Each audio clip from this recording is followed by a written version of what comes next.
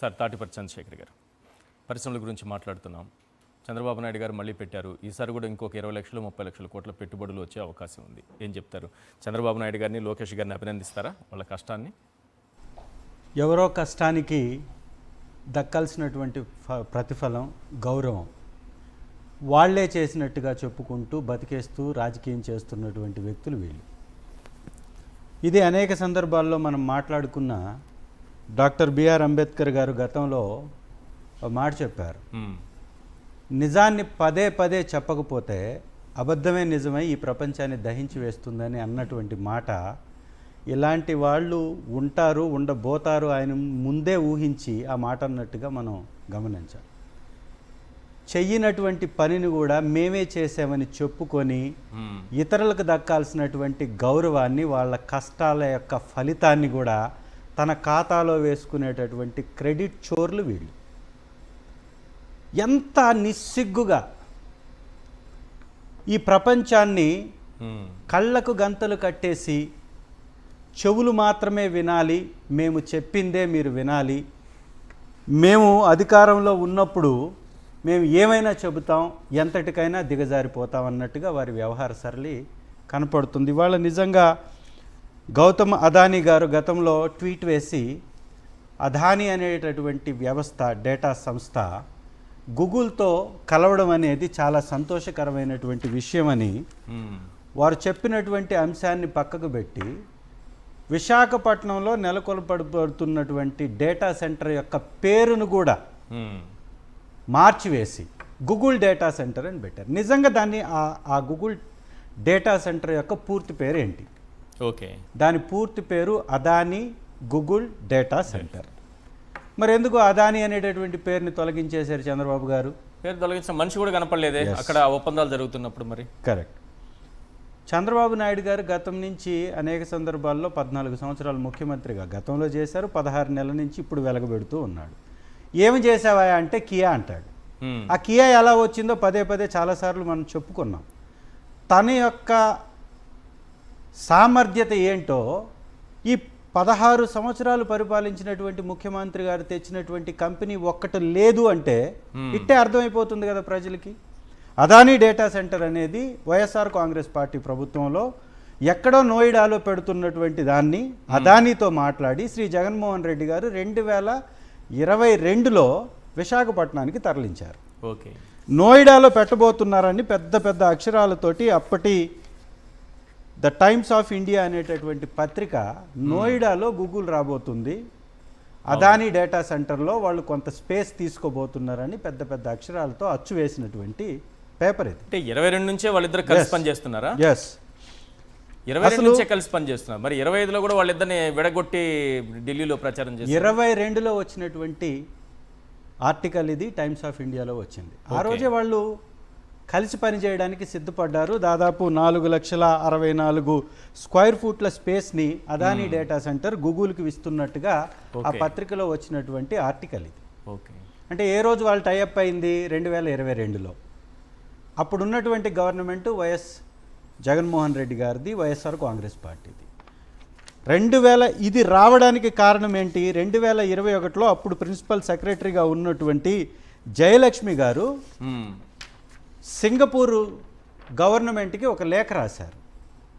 విశాఖపట్నం అనేది ఇక్కడ data centre ecosystem develop చేయడానికి అనువైనటువంటి ప్రాంతం, కావాల్సినంత వనరులు ఇక్కడ ఉన్నాయి, విశాఖపట్నం అనేది విశ్వనగరంగా ప్రఖ్యాతి చెందుతూ ముందుకు వెళ్తున్నటువంటి ఈ సందర్భంలో మీ ద్వారా సబ్సీ కేబుల్ కింద నుంచి సముద్రంలో నుంచి 3,700 కిలోమీటర్లు సబ్సీ కేబుల్ వేసి ఇక్కడ డేటాని తీసుకొచ్చేటటువంటి కేబుల్ని కానీ నియమిస్తే ఇక్కడ అభివృద్ధి చెందుతుంది, విపరీతంగా ఇక్కడ సోర్సెస్ ఉన్నాయి అని ఆ రోజు లెటర్ రాస్తే వాళ్ళు స్పందించి 3,700 కిలోమీటర్లు కేబుల్ సముద్రం లోపల నుంచి వేసుకోవడానికి ఆ గవర్నమెంట్తో ఒప్పందాల కోసం ప్రయత్నాలు చేసి సక్సెస్ అయినటువంటి సందర్భంలో ఈ కేబుల్ వస్తేనే అక్కడి నుంచి డేటా ఇక్కడికి వస్తుంది. ఈ కేబుల్ వేస్తేనే అదానీ అనేటటువంటి వ్యవస్థ అక్కడ ఎస్టాబ్లిష్ అవుతుంది. 87,000 కోట్ల రూపాయల పెట్టుబడితో అదానీ ఇన్ఫ్రాస్ట్రక్చర్ అక్కడ ఒక డేటా సెంటర్ని నిర్మిస్తుంటే అక్కడ డేటాని వీళ్ళు గూగుల్ వాళ్ళతోటి ఒప్పందం చేసుకొని అక్కడ డేటా సెంటర్ నియమిస్తున్నారు. ఇది 2022లో వచ్చినటువంటి ఆర్టికల్ ఇక్కడ చెప్పేస్తుంది చంద్రబాబు నాయుడు గారు ఎంత నీతి మాలినటువంటి రాజకీయం చేస్తున్నారో, ఎంత అసత్యపు ప్రచారం చేస్తున్నారో. జగన్మోహన్ రెడ్డి గారు తీసుకొచ్చినటువంటి డేటా సెంటర్ని తన ఖాతాలో వేసుకుంటూ పెద్ద పెద్ద హోర్డింగులు ప్రభుత్వ డబ్బుతోటి పెట్టి డబ్బా కొట్టుకుంటున్నాడు. దీనికి ఇంతకంటే ఉదాహరణ అవసరంలా. ఇదే విషయాన్ని గూగుల్కి సంబంధించినటువంటి గౌతమ్ అదానీ గారు ట్వీట్ వేసినటువంటి సందర్భం ఇది. వారు వేసినటువంటి ట్వీట్ ఇవాళ చంద్రబాబు నాయుడు గారి సమక్షంలోనే కరణ్ గారు, అదానీ గారి కుమారుడు చెప్పాడు, ఇది మేము గూగుల్ అనేటటువంటి వ్యవస్థతో కలిసి పెడుతున్నాం అని. ఇంకా చంద్రబాబుకి ఎక్కడుందండి దీనిలో పాత్ర? భాగస్వామ్యం ఉందా? మళ్ళీ చేసుకున్నారు కదా ఇప్పుడు ఒప్పందం. అప్పుడు మీరు చేసిందే కదా మళ్ళీ తీసుకొస్తాం. మరి పాత్ర లేకుండా పోయిందంటారా? లేకపోయినా కానీ ఉంది అని చెప్పుకొని ప్రచారం చేపించుకొని ఆ ప్రచారంలోనే ఆ ప్రభుత్వాన్ని నడుపుతున్నటువంటి వ్యవహారం గతం నుంచి చూస్తున్నాం. మీరు ఇవాళ మాట్లాడుతున్నటువంటి అనేక కంపెనీలు, రెన్యూ కావచ్చు, ఎన్టీపీసీ కావచ్చు, హీరో ఫ్యూచర్ ఎనర్జీస్ కావచ్చు, ఇండోసోల్ కావచ్చు, ఎవ్రాన్ కావచ్చు, ఇవన్నీ 92 కంపెనీలకు సంబంధించినటువంటి 11,87,759 కోట్ల రూపాయల పెట్టుబడులు ఆ రోజు ఒప్పందాలు చేసుకుంది వైఎస్ఆర్ కాంగ్రెస్ పార్టీ ప్రభుత్వంలో. అదే విశాఖ వేదికగా జరిగినటువంటి ఆ సమ్మిట్లో జరిగినటువంటి ఒప్పందాలు. దీనికి సంబంధించి మొట్టమొదటి రోజు బిగ్గెస్ట్ ఒప్పందాలు జరిగింది. ఎన్టీపీసీ 77,000 కోట్లు, ఏబీసీ 120 కోట్లు, 1,20,000 కోట్లు, ఎన్టీపీసీ 2,35,000 కోట్లు, ఎన్టీపీసీ, ఏబీసీ 1,20,000 కోట్లు, రెన్యూ 97,500 కోట్లు, ఇండోసోల్ 76,033 కోట్లు, అదేవిధంగా ఏసీఎంఈ 68,976 కోట్ల రూపాయల ఒప్పందాలు కేవలం ఒకే ఒక్క రోజు శ్రీ జగన్మోహన్ రెడ్డి గారి నాయకత్వంలో. ఏ రోజు కూడా ముఖేష్ అంబానీ అనేటటువంటి వ్యక్తి వచ్చి ఈ సమ్మిట్లో పాల్గొన్న చరిత్ర లేదు. అలాంటి వ్యక్తి అంబానీ గారు వచ్చేసి అక్కడ ముఖేష్ గారు కాదు, ముఖేష్ అంబానీ జగన్ గారి సమక్షంలో పెద్ద పెద్ద వ్యాపారవేత్తలు 92 ఒప్పందాలు చేసుకున్నారు. ఆ ఒప్పందాలే ఇవాళ ఫ్రూట్ఫుల్గా బయటకు వస్తుంటే మేము తెచ్చాం, మేము పెడుతున్నామని తమ ఖాతాలో వేసుకునేటటువంటి ప్రయత్నం చేస్తున్నారు. చంద్రబాబు నాయుడు గారికి, లోకేష్ గారికి కంపెనీలు తెచ్చే సామర్థ్యం లేదంటారా? లేనే లేదు. వారి యొక్క చరిత్ర అది. వారి యొక్క పరిపాలనలో వ్యవసాయ రంగం అధోగత పాలవుతుంది, ఇండస్ట్రియల్ రంగం వెనకబడిపోతూ ఉంటుంది. వైఎస్ఆర్ కాంగ్రెస్ పార్టీ హయాంలో ఈజ్ ఆఫ్ డూయింగ్ బిజినెస్లో కంటిన్యూగా నంబర్ 1 స్థానంలో స్టేట్ ఉంది. ఇవాళ ఏమైపోయింది? జిఎస్డిపి పక్క రాష్ట్రాలు 10% గ్రోత్ సాధిస్తుంటే మనం -10లోకి వెళ్ళిపోయాం. ఎక్కడ వీళ్ళ యొక్క నాయకత్వంలో బలాన్ని ప్రదర్శించగలుగుతున్నారు? ఎక్కడ ప్రభుత్వాన్ని బలంగా నడపగలుగుతున్నారు? ఒక్క వ్యవస్థ పనిచేస్తుందా?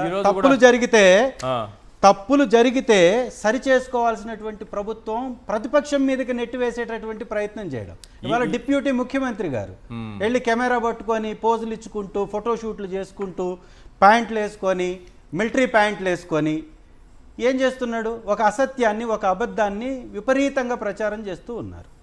ఎప్పుడో 1968లో ఫారెస్ట్ గజెట్లో ఉన్నటువంటి మిథున్ రెడ్డి గారికి, పెద్దిరెడ్డి గారికి సంబంధించినటువంటి భూములు, అది అటవీ శాఖ భూములు అని చెప్పేసి నిస్సిగ్గుగా వీడియోలు వదులుతూ ఏం ప్రచారం చేసుకుంటున్నాడు? బాధ్యత ఉందా ఎక్కడన్నా? ఏమన్నా అవగాహన ఉందా? ఫోటోలు తీయడం, వీడియోలు తీయడం ఏంటి నాకు అర్థం కావట్లేదు. అందుకే పెట్టుకున్నారు కదా వీళ్ళు, అందుకే పెట్టుకున్నారు. వీళ్ళు చేసేటటువంటి తప్పుల్ని కప్పిపుచ్చటానికి ఒక వ్యక్తి కావాలి. కరెక్టా? ఇప్పుడు ఒక హత్య కేసులో నిందితుడో లేకపోతే ఒక దొంగతనం కేసులో నిందితుడో ఎవరినో అనుమానితుడిని పోలీస్ స్టేషన్కి తీసుకెళ్తారు అనుకున్నాం. అతను చేశాడా లేదా ఇంకా నిరూపణ కాలేదు అనుకున్నాం. హోంమంత్రి వచ్చి లాఠీతో కొట్టి నిజం చెప్పిస్తారా? హోంమంత్రి వస్తారు అక్కడికి? అదే సార్, ఇది ఈయన ఎందుకు వెళ్ళారో అర్థం కావట్లేదు. ఇది ఒక ఏం సంబంధం అసలు? ఇదే ప్రజలందరూ కూడా అడుగుతున్నారు. ఇతను ముఖ్యమంత్రిగా, డిప్యూటీ ముఖ్యమంత్రిగా, సగం ముఖ్యమంత్రిగా ఏమాత్రం అవగాహన లేనటువంటి వ్యక్తిని సగం ముఖ్యమంత్రిగా పెట్టుకున్నటువంటి చంద్రబాబు నాయుడు గారు అతనితో చేపిస్తున్నటువంటి, ఆడిస్తున్నటువంటి నాటకాలు, డ్రామాలు, సినిమాలు ఇవన్నీ కూడా ఒక బి గ్రేడ్ సినిమాని తలపిస్తున్నాయి. అదే కరకట్ట మీదకి వెళ్ళి ఉంటే అదే హెలికాప్టర్ వేసుకొని బాగుండేదా? అసలు ప్రైవేట్ స్థలాన్ని గవర్నమెంట్ స్థలంగా అటవీ శాఖ భూమిగా ఏ విధంగా చూపిస్తాడు? ఏ ఆధారంతో చెప్తాడు? 1968 గజెట్లో ఉన్నటువంటి స్థలాన్ని, ఎన్నో సంవత్సరాలుగా వారి ఆధీనంలో ఉన్నటువంటి స్థలాన్ని ఎన్నో వ్యవస్థలు, కలెక్టర్లు, ప్రభుత్వాలు, అనేక ప్రభుత్వాలు మారాయి కదా, ఎంతో మంది కలెక్టర్లు మారారు, దాని మీద ఎంక్వైరీలు వేశారు, ప్రభుత్వాలు ఎంక్వైరీ చేశాయి, అది ప్రైవేట్ ఆస్తి అని చెప్పింది. ఆ తర్వాత కూడా ఈ విధంగా విచ్చలవిడితనంగా బాధ్యత లేకుండా ఎందుకు ఈ ప్రచారం చేస్తున్నారంటే వైఎస్ఆర్ కాంగ్రెస్ పార్టీ మీద నెపం నెట్టేయాలి, వైఎస్ఆర్ కాంగ్రెస్ పార్టీ మీద ఏదో అసత్యపు ప్రచారాన్ని చేస్తూ పోవాలి. ఇలాంటి సమ్మిట్లు పెట్టి చంద్రబాబు నాయుడు గారు మొన్న కూడా వెళ్ళి తిరిగి వచ్చాడు కదా, దుబాయ్కి వెళ్ళి తిరిగి వచ్చాడు. గతంలో కూడా ఏవియేషన్ క్లబ్లు, దావోస్ తో పాటు దుబాయ్ కూడా తిరిగి వచ్చాడు కదా, దుబాయ్ కూడా తిరిగి వచ్చారు. ఆయనేమో ఆస్ట్రేలియా వెళ్ళి తిరిగి వచ్చారు, లండన్. వీళ్ళు తెచ్చినటువంటి కంపెనీలు ఏమున్నాయి సార్? సింపుల్ గా అదానికి సంబంధించినటువంటి ఒక ముఖ్యమైనటువంటి అంశం చెప్పిన తర్వాత మళ్ళీ దీని మీదకి వస్తా. అదానికి సంబంధించినటువంటి డేటా సెంటర్ గూగుల్ అని చెప్తున్నారు కదా, గూగుల్ వారు ఏపీ గవర్నమెంట్ ఐటీ సెక్రటరీ గారికి ఒక లేఖ రాశారు. దీనిలో చాలా స్పష్టంగా మేము అదాని వాళ్ళని ఆథరైజ్ చేస్తున్నాము, మా తరఫు నుంచి ల్యాండ్ అలికేషన్స్లో కానీ ప్రభుత్వం నుంచి వచ్చేటటువంటి ప్రోత్సాహాలు కానీ ఏ వ్యవహారాలైనా చూడడానికి మేము సంజయ్ బుటానీ అనేటటువంటి అదానికి సంబంధించినటువంటి వ్యక్తిని ఆ సంస్థకి మేము నియమిస్తూ వారికి ఆథరైజ్ చేస్తున్నాము, ఏదైనా మా వ్యవహారాలన్నీ చూసేది అదాని అని చెప్పారు. ఇంకా గూగుల్ ఎక్కడి నుంచి వచ్చింది సార్? గూగుల్ అనేటటువంటి వ్యవస్థ కొత్తది కాదు, ఇది అదాని వాళ్ళతోటి కలిసి ఎక్స్పాన్షన్లో భాగంగా ముందుకు వస్తున్నటువంటి వ్యవస్థ అనేది చెప్పడానికి గూగుల్ ఏపీ గవర్నమెంట్కి రాసినటువంటి ఐటీ సెక్రటరీ గారికి రాసినటువంటి ఈ లెటరే సాక్ష్యం. ఇది గూగుల్ అనేటటువంటి వ్యవస్థని తీసుకొచ్చింది శ్రీ జగన్మోహన్ రెడ్డి గారు. ఇవాళ అక్కడ ఉద్యోగాలు వచ్చినా, ఏ రకమైనటువంటి అభివృద్ధి జరిగినా అది శ్రీ జగన్మోహన్ రెడ్డి గారికి, వైఎస్ఆర్ కాంగ్రెస్ పార్టీకి మాత్రమే ఆ గౌరవం దక్కాలి, చంద్రబాబు లాంటి క్రెడిట్ చోర్కి కాదు అనేది మాత్రం ఒకటి వాస్తవము. రెండవది, మీరన్నటువంటి అంశాల మీదకి వెళ్ళినప్పుడు ఈ రాష్ట్రంలో జరుగుతున్నటువంటి అన్యాయాలని ప్రశ్నిస్తుంది ప్రతిపక్ష పార్టీగా వైఎస్ఆర్ కాంగ్రెస్ పార్టీ. ఈ గవర్నమెంట్ ఫెయిల్యూర్స్ మీద మాట్లాడుతుంది వైఎస్ఆర్ కాంగ్రెస్ పార్టీ. ఈరోజు ఇండోసోల్ మీద వాళ్ళు దౌర్జన్యం చేస్తే, ఇండోసోల్ ఆ రోజు వచ్చిన కంపెనీ ఎవరిదండి? ఎవరు తీసుకొచ్చిన కంపెనీ? ఆ రోజు కాదా 73,000 కోట్ల రూపాయలు పెట్టుబడులు పెడతానని ఇండోసోల్ ఆ రోజు ఒప్పందాలు చేసుకుంది. ఇండోసోల్ మీద ఎంత దౌర్జన్యం చేశారు. మళ్ళీ తర్వాత ఆ కంపెనీతోటి ఏదో కాంప్రమైజ్ అయ్యారంటే లోపాయికారి ఒప్పందాలు ఏవో జరుగుండొచ్చు బహుశా. ఈ కంపెనీలన్నీ గ్రీన్ ఎనర్జీకి సంబంధించినటువంటివి, రెనో కంపెనీతో చేసినటువంటి ఒప్పందాలు, ఇవన్నీ తీసుకొచ్చింది కూడా జగన్మోహన్ రెడ్డి గారు. దాదాపు మా హయాంలో 19%, వాళ్ళ హయాంలో 13% మాత్రమే ఒప్పందాలు నిజ రూపంలోకి వస్తే, మా హయాంలో ఒక్క సంవత్సరంలో 23లో ఒప్పందాలు జరిగితే 24 కల్లా 19% ల్యాండ్ అయ్యాయి. అది మా యొక్క ఘనత. రెండవది, మీరు అడిగినటువంటి చంద్రబాబు నాయుడుది లాస్ట్, చంద్రబాబు నాయుడు గారి చరిత్రలో ఒక ఏరోస్పేస్ హబ్గా ఆంధ్ర రాష్ట్రం తయారవుతుందని 2014 నుంచి 19 వరకు చెప్పారు. మీరు కూడా ఇందాక ఇంట్రోలో కూడా చెప్పారు, సుకోయ్ ఎయిర్ క్రాఫ్ట్ కానీ, టైటాన్ ఏవియేషన్ కానీ, స్విట్జర్లాండ్ ఏరోస్పేస్ వెంచర్స్ కానీ, ఇవేమన్నా ₹1 పెట్టుబడులు పెట్టాయా? ఏమైపోయావని? ఇవన్నీ ఎలానో చంద్రబాబు నాయుడు గారు చెప్పే ఈ మాటలన్నీ నీటి మీద బుడగల్లాంటి మాటలు, వీటికి ఏమాత్రం కూడా నమ్మేటటువంటి మాటలు కాదు. ఆయన తెచ్చింది లేదు, తెచ్చేది లేదు. ఇవాళ ల్యాండ్ అవుతున్నటువంటి ప్రతి ప్రాజెక్టు శ్రీ జగన్మోహన్ రెడ్డి గారు తీసుకొచ్చినటువంటి ప్రాజెక్ట్స్, ఇవన్నీ ఆధారాలతో సహా మేము చూపిస్తున్నాం. వైఎస్ఆర్ కాంగ్రెస్ పార్టీ 17 మెడికల్ కాలేజీలను తీసుకొస్తే ప్రైవేట్ వాళ్ళకి ఎందుకు కట్టబెట్టారు సార్? దానిలో కూడా దండుకునేటటువంటి కార్యక్రమం. పోర్టులు తీసుకొస్తే ఆ రోజు అదానిని తిట్టారు, ఇవాళ అదే అదానిని పొగుడుతున్నారు. అదానిని కూడా కాదు, వాళ్ళ అబ్బాయి వచ్చి వాళ్ళ అబ్బాయిని మాట్లాడుతుంటే ఆపుకోలేనటువంటి పరిస్థితిలో వాళ్ళు ఉన్నారు. ఆ రోజు అదానిని తిట్టారు, మెగాని తిట్టారు, ఇండోసోల్ని తిట్టారు. ఇవాళ అదే కంపెనీలతోటి రైట్ బేరాలు ఆడుకుంటూ వాళ్ళనే పక్కన కూర్చొని పెట్టి అదే గొప్పగా ప్రచారం చేసుకుంటారు. రైట్ ఇది వారికి మాకున్నటువంటి తేడా.